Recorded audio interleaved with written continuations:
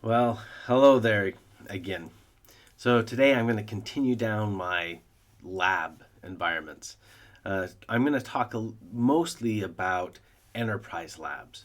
So when it comes to having an enterprise lab environment, a very popular option has been um, VMware ESX. With VMware, it it's done really good for a long time. One of the things I worry about with it is it hasn't really broken out of its niche market. It's reminds me a lot of WordPerfect and Novell Netware. Well, it reminds me about Novell Netware. Um, it's a very specific use case, and it's rules in that area, in that domain, but it's just been stuck there. So um, with that, cloud computing has started to, I would say, erode it, but realize this area is growing greatly. So I have VMware's total market revenue, um, and I believe it was 2016 when they announced a partnership with AWS. Um, Interesting. I'm recording this in 2024, and I believe they're breaking the partnership in 2024 because Azure is now going to be their main go-to. So they're making people convert from AWS to Azure um, due to a licensing spat, from my understanding.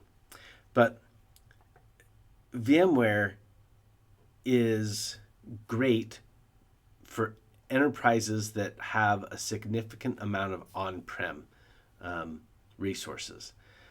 Now, we're seeing less and less of that with cloud.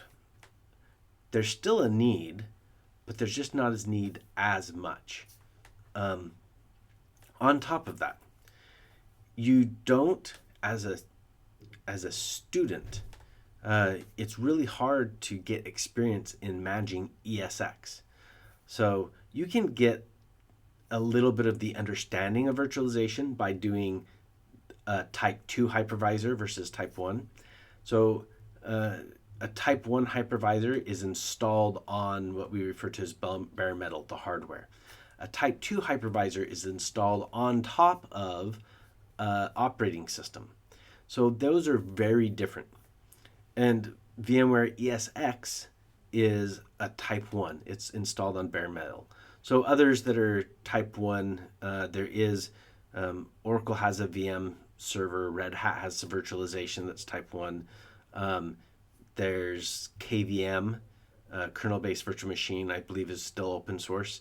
Citrix XenServe, um, and there's some more. So those are the ones I'm familiar with. By the way, if you noticed, I mentioned one of those is or at least was open source. I last time I looked, it's been a while. I think there were three decent players in the open source community in the Type 1 hypervisor area, and it gets hard to compete with free. On top of that, you're being extended in the cloud with virtualization by them offering more and more offerings that are hard to compete with. So you've got to figure out: are you going to be competing with free or these monolithic apps? Um, so trying to give students access to environments that help them go forward, uh, you just can't really do SX. Um, So you can do it on a small group scale, but then the sponsoring organization needs to pay, manage, maintain that hardware. Students aren't going to run ESX on their laptops. It's just not going to happen. There's licensing concerns. Um, Getting that Type 1 hypervisor experience is really hard. So you have the other option of doing a Type 2 hypervisor.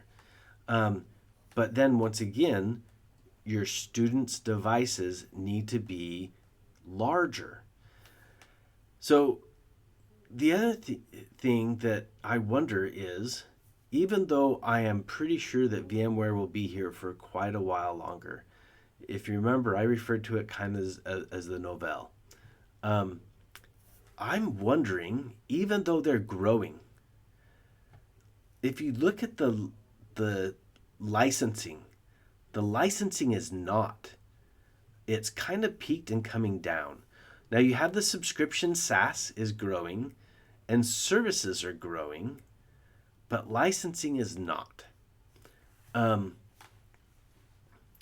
I think other things are eating into VMware's market share, not its revenue, but its market share.